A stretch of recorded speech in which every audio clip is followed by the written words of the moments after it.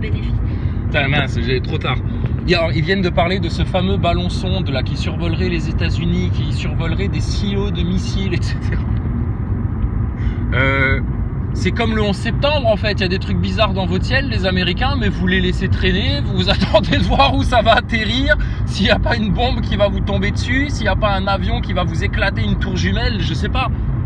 Mais t'hallucines ou quoi toi? Mais comment on peut balancer ça dans les médias? Les Américains, il y a un objet inconnu dans leur ciel, un ballon. A priori, ils pensent que ça vient de Chine parce que je sais pas, il doit y avoir un drapeau chinois dessus. Je sais pas comment ils l'ont repéré. Et puis ils le laissent traîner comme ça et ils attendent de voir. Alors du coup ils décrochent le téléphone, tu sais, ils appellent les Chinois. Allô les Chinois, ting ting tung tung tung. Commencent à nous faire chier les jaunes. Entre le pangolin, le Covid et là maintenant vous nous envoyez des ballons. C'est quoi? C'est la fête des lanternes? C'est quoi là? Putain, les Chinois, donc c'est ce qu'elle disait aux infos là, dans ces petites nouvelles là, la madame, elle disait, eh ben, les Chinois sont en train de vérifier de leur côté. C'est un sketch, c'est un sketch. Donc ils ont un objet inconnu dans leur ciel, les Américains. Ils supposent les Chinois, comme quand ils ont supposé les Russes quand il y avait eu un trou dans la perceuse dans la station spatiale, enfin n'importe quoi. Donc là ils soupçonnent les Chinois.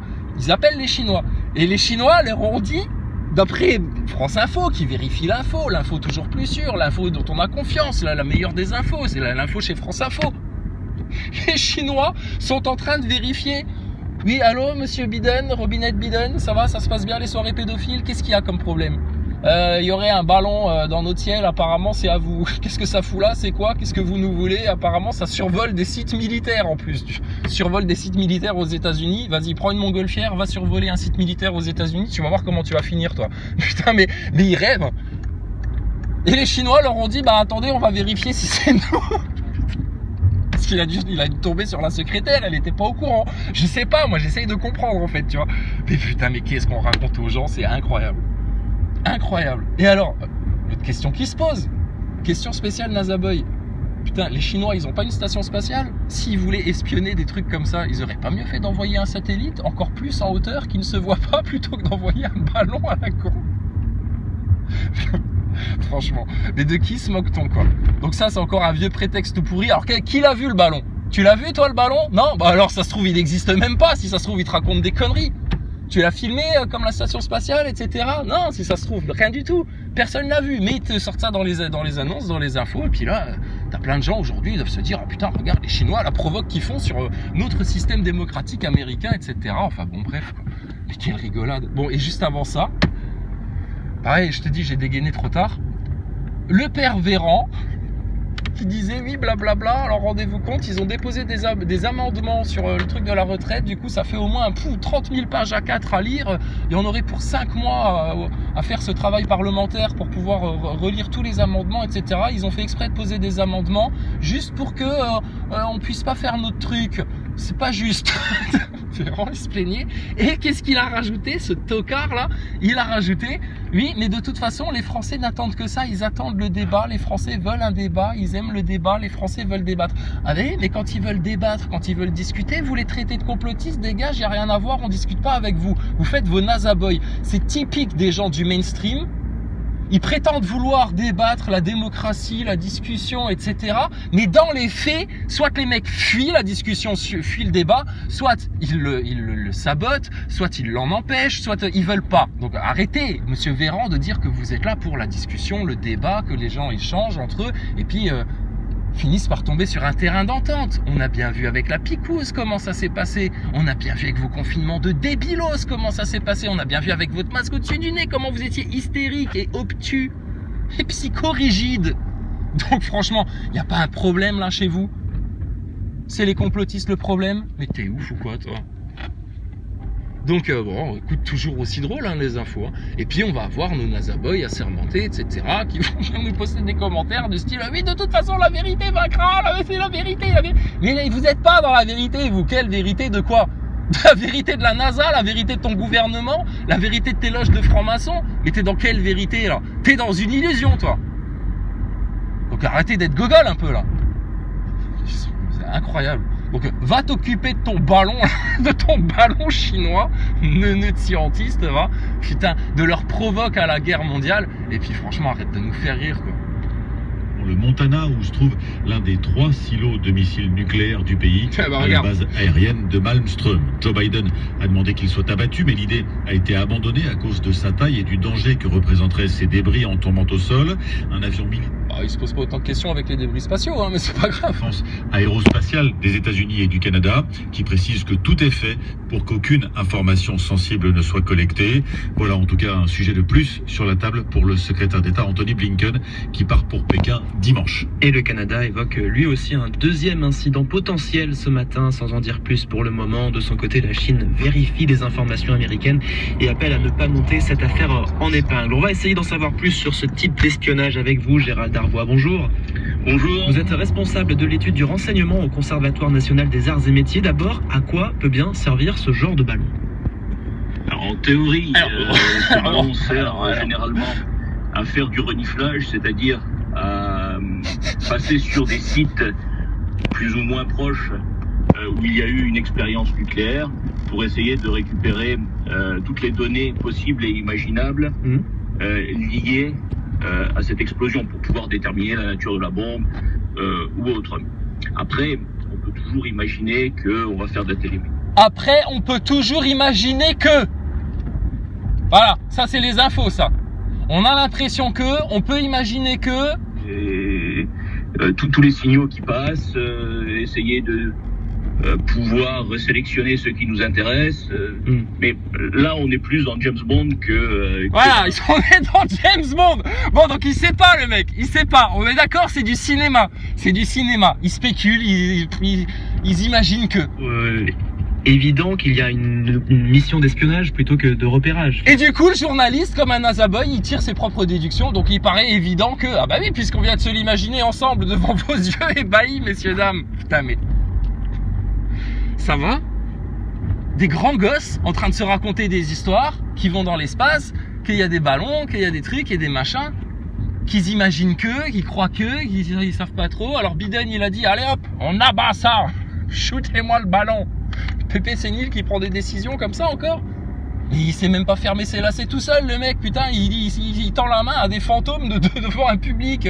Il parle c'est un gosse à lui qui est mort, il appelle sa mère. Elle est là, ma maman, elle m'a vu à la télé. Elle est morte depuis 3 ans, ta mère, Joe. Elle était vieille, d'accord? Elle est morte, ta mère. Désolé, c'est la réalité, ça fait mal comme au NASA Boy quand on leur dit que la station spatiale c'est foutu. Et elle est morte, ta mère, Joe Biden. Joe Robinette Biden. Elle est morte, ta mère. Tu comprends? Putain, vieux pépé sénile. Il chiale 5 minutes.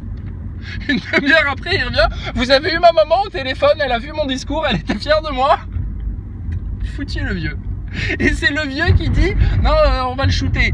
Bon, alors là, les généraux et tout, ils ont dit non, attends, calme-toi, Joe Robinette. Si ça se trouve, c'est rien du tout. Calme-toi.